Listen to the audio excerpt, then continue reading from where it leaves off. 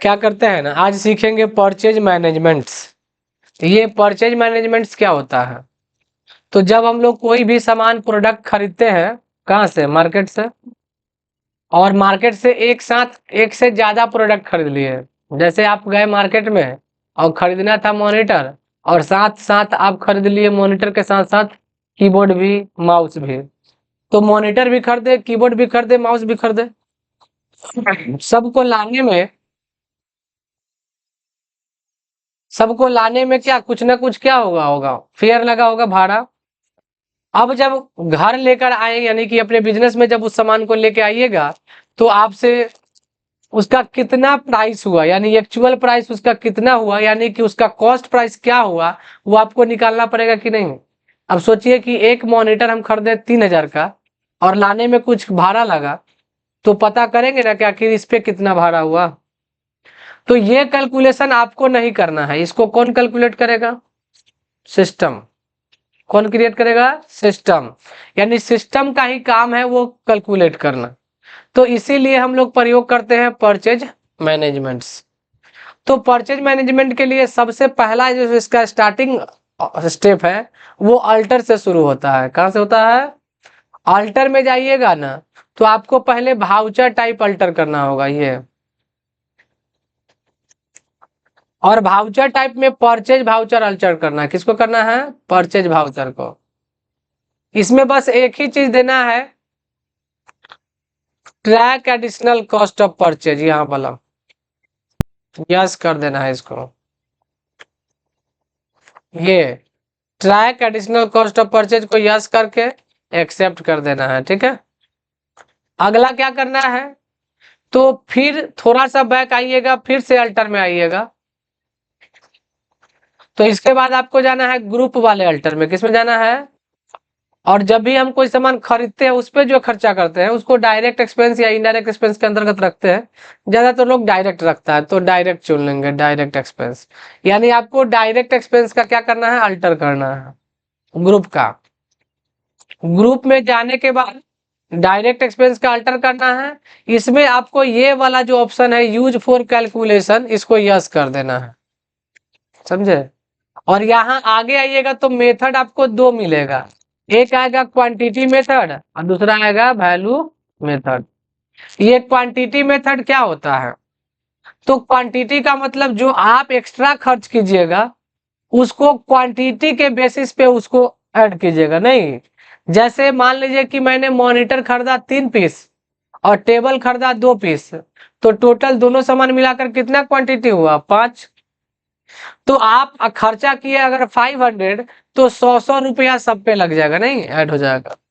लेकिन अगर कोई कहते वैल्यू मेथड पे निकालने के लिए, तो वैल्यू मेथड पे क्या होता है ना कि मॉनिटर का प्राइस कुछ और है और टेबल का प्राइस कुछ और है।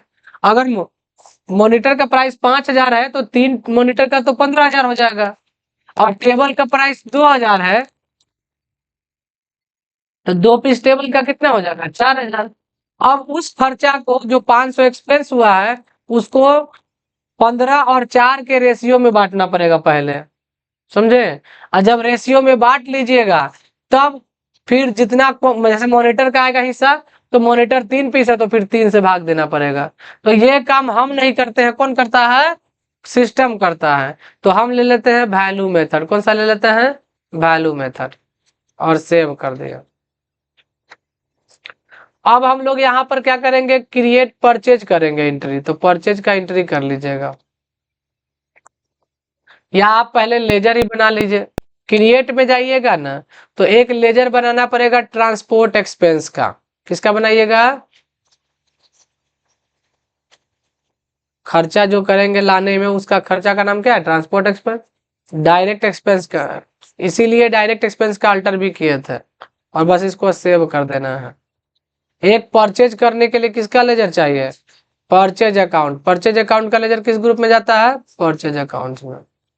और जिससे परचेज कीजिएगा क्रेडिट में, उसका भी लेजर बनाइएगा। अगर कैश में कीजिएगा तो कैश लेजर बना हुआ ही है।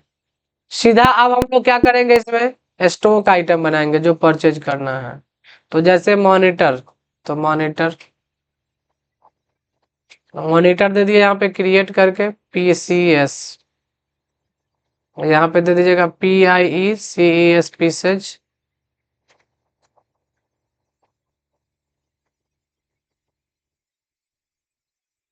और यहाँ पे PCS कोड चुनेंगे, यहाँ नंबर ऑफ डेसिमल प्लस देंगे। अब इसको सेव कर दिया। एक बनाना था टेबल, नहीं तो टेबल यहाँ पे पीस में दे दिए। अब एस्केप करके बैक आएंगे, ये सारे आइटम को हम यहाँ से परचेज कर लेंगे वाउचर में जाके अपना ही।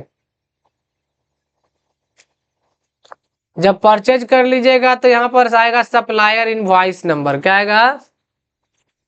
Invoice number. तो बिल नंबर जो भी रहेगा वो दे दीजिएगा। पार्टी का नाम कैश है तो कैश चुन लेंगे। आगे बढ़ेंगे, परचेज लेजर में purchase account, name of item क्या खरीद रहा है? मॉनिटर। और मॉनिटर का क्वांटिटी 3 है और प्राइस कितना है? 5000। और फिर टेबल खरीदेंगे तो टेबल का क्वांटिटी टेबल का क्वांटिटी 2 है और इसका प्राइस 2000 है, तो 19000 का बिल बनेगा।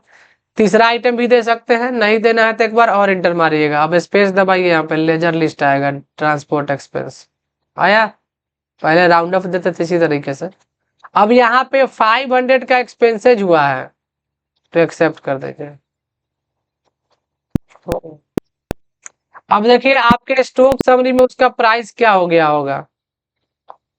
देखिए 5100 यानी कि 5131 रुपया 58 पैसा मॉनिटर का प्राइस हो गया। टेबल का कितना हो गया है? 2052। कैसे कैलकुलेट हुआ जानने के लिए हम लोग जाते हैं डिस्प्ले में। कहा जाते हैं देखने के लिए? Display, statement of inventory.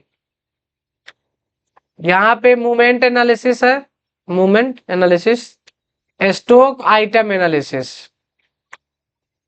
Monitor का ही देख लेते हैं, एक बार और इंटर मारेंगे। दिखा रहा है कि 3 मॉनिटर खरीदे हैं, 3000 का हुआ, सॉरी 5000 का एक है, तो 15000 का टोटल हुआ। और इस पे जो एडिशनल कॉस्ट आया है इसके हिस्सा में 394 रुपया 74 पैसा। अब कैसे आया तो एक बार हम कैलकुलेटर जरा ऑन करते हैं। अब देख लीजिए इसका कितना वैल्यू था, टेबल का कितना वैल्यू है। टेबल का टोटल 4000 का बिल है, तो पहले इसको रेशियो में बांटेगा, यानी हमारा खर्चा कितना था। तो हम जरा सा थोड़ा सा कैलकुलेटर खोलते हैं इसमें, कैलकुलेटर।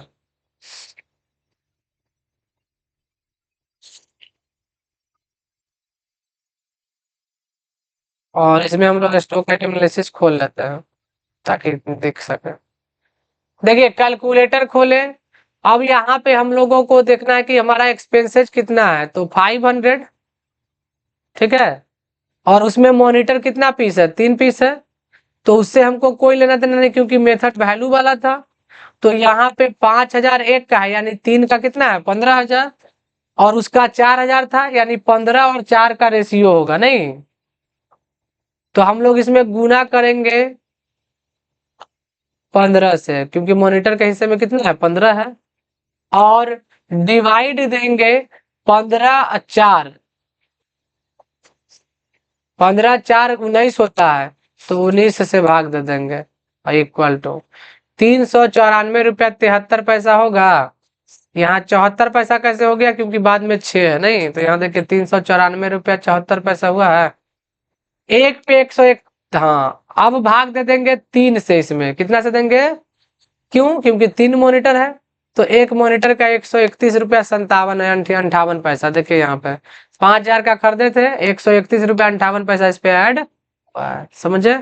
तो ये कैलकुलेटर हमको खोलने की आवश्यकता नहीं, वो तो हम आपको समझाने के लिए बता दिए, समझे। ये काम किसका है? कंप्यूटर का। कंप्यूटर खुद कैलकुलेट करता है, इतना कैलकुलेट हमको करने की जरूरत नहीं है। समझ में आ गया?